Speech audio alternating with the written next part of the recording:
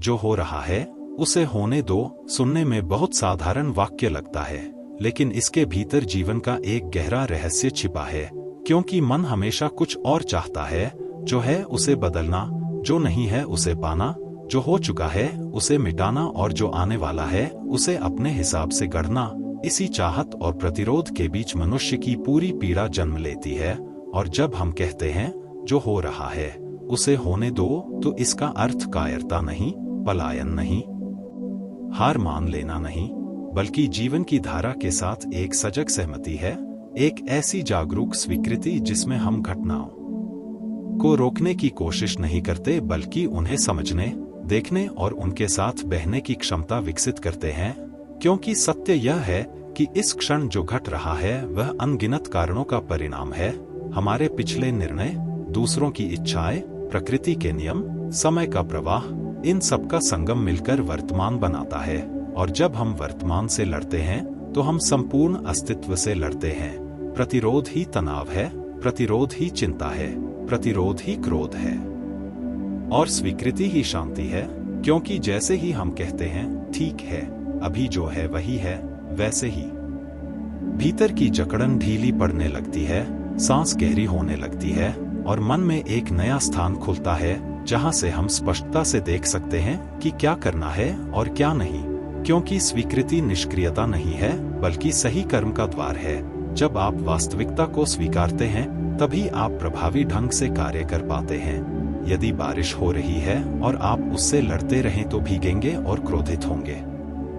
लेकिन यदि आप स्वीकार कर लें कि बारिश हो रही है तो या तो छाता ले आएंगे या बारिश का आनंद लेंगे। दोनों ही स्थितियों में संघर्ष समाप्त हो जाएगा। और यही जीवन की हर परिस्थिति पर लागू होता है। रिश्तों में, काम में, स्वास्थ्य में, समाज में हम जितना विरोध करते हैं उतना उलझते जाते हैं। क्योंकि मन की आदत है नियंत्रण की। उसे लगता है कि सब कुछ उसके इशारों पर चले, लेकिन अस्तित्व किसी की निजी संपत्ति नहीं है, वह अपने नियमों से चलता है। और जो व्यक्ति इन नियमों को समझ लेता है वह विरोध छोड़कर सहयोग करना सीखता है। जैसे नदी पत्थरों से नहीं लड़ती, वह उनके चारों ओर से रास्ता बना लेती है, उसी तरह जागरूक मनुष्य परिस्थितियों से जूझता नहीं बल्कि उनके साथ सामंजस्य बिठाता है। इसका अर्थ यह नहीं कि अन्याय को स्वीकार कर लिया जाए या गलत को सही मान लिया जाए, बल्कि पहले यह स्वीकार किया जाए कि यह घट रहा है। क्योंकि जब तक हम वास्तविकता को देखेंगे नहीं तब तक उसे बदलने की बुद्धि भी नहीं आएगी। बहुत बार हम अपनी ही कल्पनाओं से दुखी होते हैं। जो हो रहा है उससे नहीं, बल्कि जो होना चाहिए था उससे। और यह होना चाहिए ही मन की कहानी है, वास्तविकता नहीं। इसलिए जो हो रहा है उसे होने दो का अर्थ है अपनी कहानियों को थोड़ी देर के लिए शांत करना और जीवन को सीधे सीधे देखना, बिना लेबल, बिना निर्णय, बिना तुलना। क्योंकि तुलना भी एक प्रकार का प्रतिरोध है। हम वर्तमान को किसी और संभावना से तौलते हैं और फिर उसे अस्वीकार कर देते हैं। यदि आप अपने भीतर उठते विचारों को भी इसी दृष्टि से देखें तो पाएंगे कि मन लगातार बोल रहा है। डर, इच्छा, स्मृति, कल्पना, और हम उनसे लड़ते रहते हैं। लेकिन ध्यान की गहराई में जाकर यदि हम केवल देखते रहे कि विचार आ रहे हैं और जा रहे हैं, तो धीरे धीरे उनके साथ हमारी पहचान टूटने लगती है। तब हम समझते हैं कि हम विचार नहीं हैं, हम साक्षी हैं। और साक्षी भाव ही होने दो की पराकाष्ठा है। क्योंकि साक्षी कुछ भी रोकता नहीं, वह केवल देखता है। जब क्रोध उठे तो उसे दबाए नहीं, बस देखे कि शरीर में क्या हो रहा है, सांस कैसी हो रही है, दिल की धड़कन कैसी है। और इस देखने में ही क्रोध की ऊर्जा बदलने लगती है। क्योंकि जिसे पूरा ध्यान मिल जाता है वह शुद्ध हो जाता है। इसी तरह दुख को भी होने दें, आंसू आए तो आने दें। क्योंकि दबाया हुआ दुख सड़ता है और स्वीकृत दुख बहकर साफ हो जाता है।